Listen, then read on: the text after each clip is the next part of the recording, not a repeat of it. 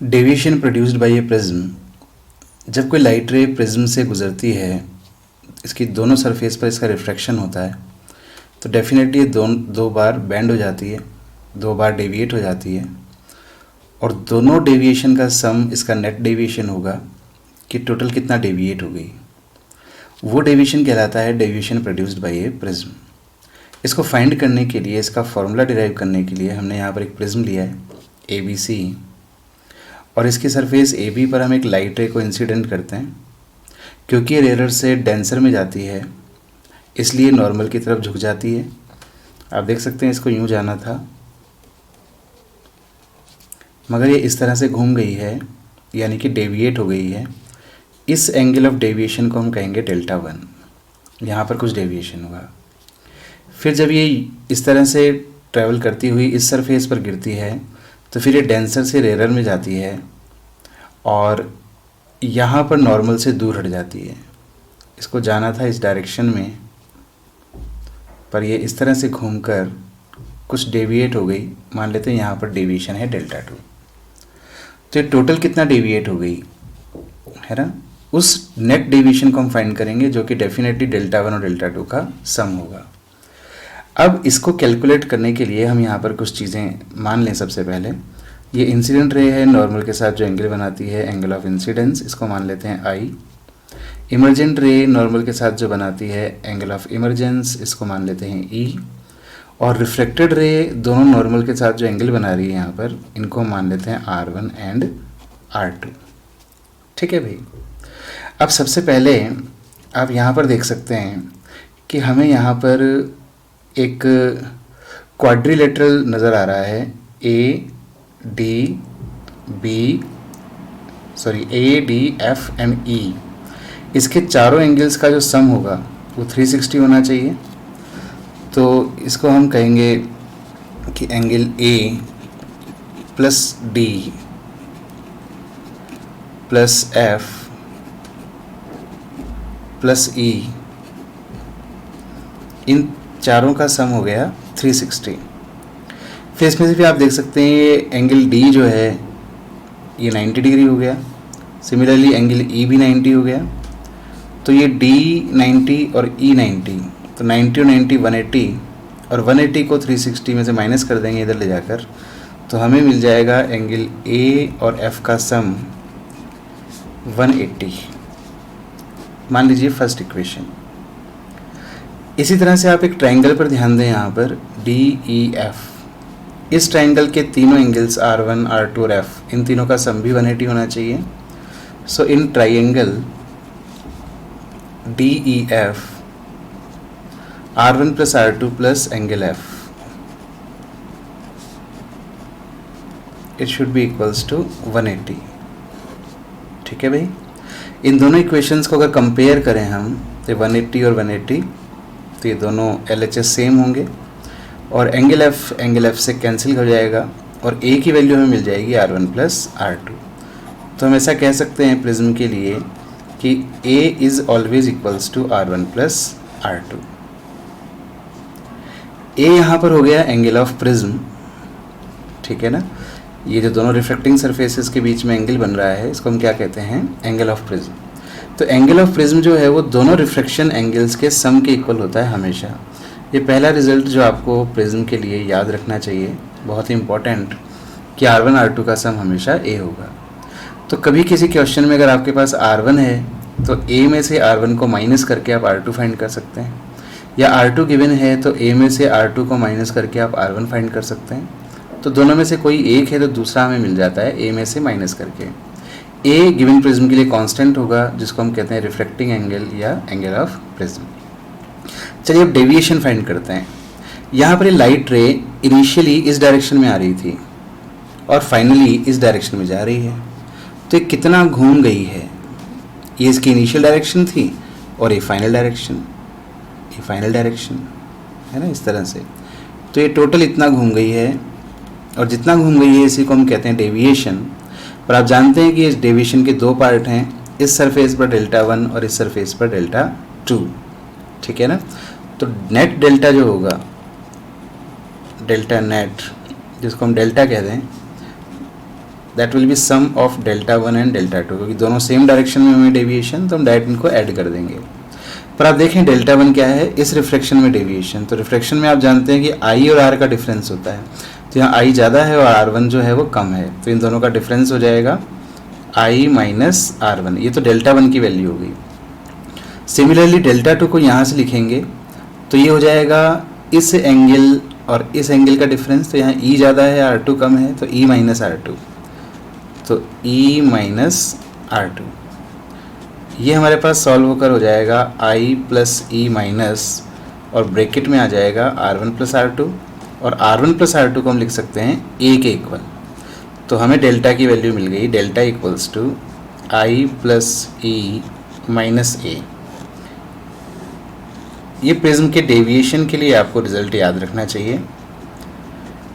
Deviation produced by a prism is given by I plus E minus A, angle of incidence plus angle of emergence minus A। इस तरह से हमें delta मिल जाएगा। अब A तो भाई प्रिज्म के लिए, गिवन प्रिज्म के लिए कांस्टेंट होता है, तो ये तो हमें पता है कि एंगल ऑफ प्रिज्म कितना है। I इस बात पर डिपेंड करेगा कि आप इस लाइट रे को किस डायरेक्शन में भेज रहे हैं, कितने एंगल पर इंसिडेंट कर रहे हैं।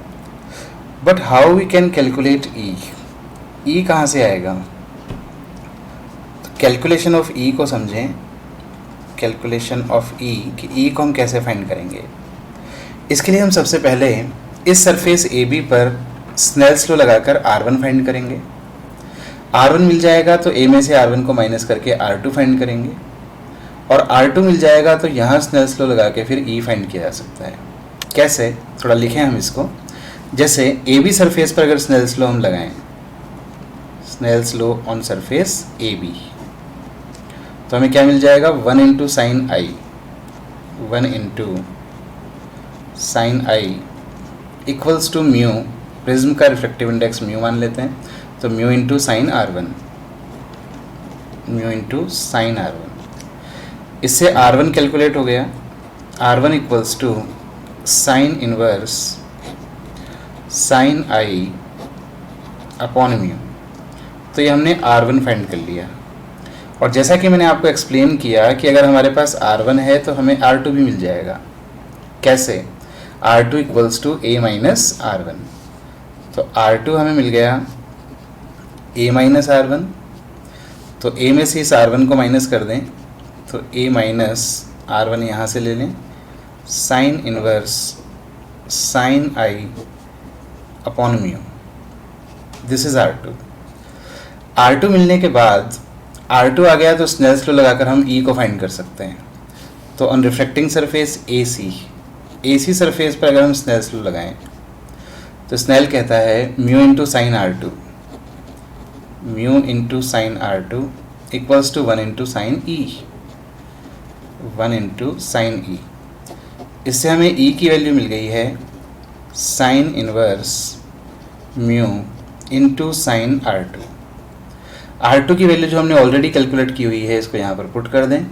सो E will be equals to sine inverse mu sine and R2 is A minus sine inverse sine I upon mu. तो ये एक तरह से हमने E को कैलकुलेट कर लिया। ठीक है, मैं ये नहीं कहता कि E के इस रिज़ल्ट को आप याद करेंगे भी कैसे, है ना, बड़ा कॉम्प्लिकेटेड सा रिज़ल्ट है, बट इतना तो समझ सकते हैं कि E को कैलकुलेट करना कैसे है। E को फाइंड करने के लिए R2 चाहिए, R2 के लिए हमें R1 चाहिए, R1 के लिए हमें I चाहिए। तो यहाँ स्नेल्स लॉ लगाएंगे, R1 मिलेगा, R1 को A में से माइनस करेंगे, R2 मिलेगा, और R2 मिल जाएगा तो स्नेल्स लॉ यूज़ करके E फाइंड करेंगे, और E की वैल्यू कैलकुलेट हो जाने के बाद जब हम यहाँ पर इस E को पुट करेंगे तो हमें डेल्टा मिल जाएगा। तो अल्टीमेटली हम देखें कि डेल्टा किस किस बात पर डिपेंड कर रहा है। डेल्टा डिपेंड कर रहा है I पर, यानी कि एंगल ऑफ इंसिडेंस पर, A पर जो कि प्रिज्म पर डिपेंड करेगा, और E पर। बट E किस पर डिपेंड करता है? E भी म्यू और I पर ही डिपेंड करता है। तो अल्टीमेटली डेल्टा तीन चीज़ों पर डिपेंड कर रहा है, A पर, म्यू पर जो कि प्रिज्म की नेचर पर डिपेंड करेंगे, और एंगल ऑफ इंसिडेंस पर।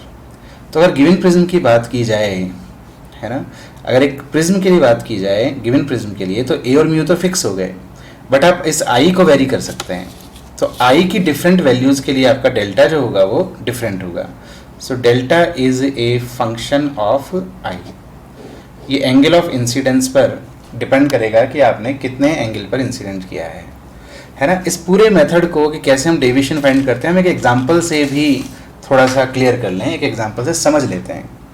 जैसे फॉर एग्जांपल मान लो कि हमें एक प्रिज्म दिया हुआ है और इसका एंगल ऑफ प्रिज्म हमें दिया हुआ है 60.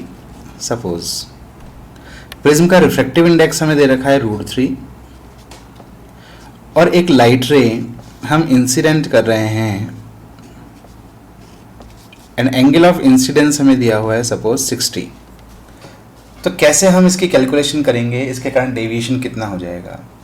सबसे पहली बात ये यहाँ पर रिफ्लेक्ट होकर नॉर्मल की तरफ झुक जाएगी, यहाँ ये नॉर्मल से दूर हट जाएगी.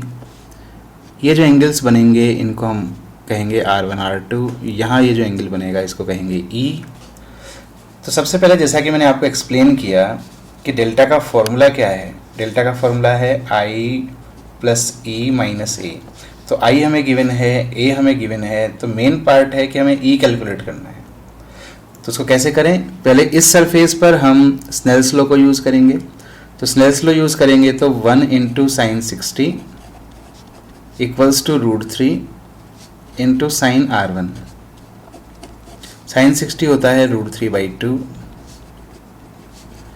√3 कैंसिल हुआ और sin R1 = ½ so R1 will be 30 degree. तो हमने R1 को कैलकुलेट कर लिया है ना. R1 आ गया तो अब R2 भी आ जाएगा. कैसे आएगा, R2 के लिए हम A में से R1 को माइनस कर लेंगे. सो A - R1 तो 60 - 30 तो R2 भी आ गया हमारे पास 30 डिग्री. तो इस तरीके से हमने R2 फाइंड कर लिया. R2 आ गया तो स्नेल्स लॉ लगाकर हम E भी फाइंड कर सकते हैं इस सरफेस पर. इस सरफेस पर स्नेल्स लॉ यूज़ करें √3 × sin R2. √3 × sin R2 means sin 30 = 1 × sin E. sin 30 is 1/2 तो sin E हो गया हमारे पास √3/2 और इससे हमें E की वैल्यू मिल गई 60. अब E की वैल्यू इस इक्वेशन में अगर पुट कर दें तो हमारे पास एंगल ऑफ डेविएशन आ जाएगा. So delta will be I + E - A. I है 60, E भी है 60 और -A भी है 60. 60 कैंसिल हुआ और डेल्टा की वैल्यू हमारे पास आ गई 60. ठीक है, ठीक है. तो ये बात हमें ध्यान रखनी है. इसके बाद एक और बात हम समझें. अभी हम बात कर रहे थे कि जो एंगल ऑफ डेविएशन है वो एंगल ऑफ इंसिडेंस का फंक्शन है. तो अगर हम एक ग्राफ प्लॉट करें y एक्सिस पर तो ले लें एंगल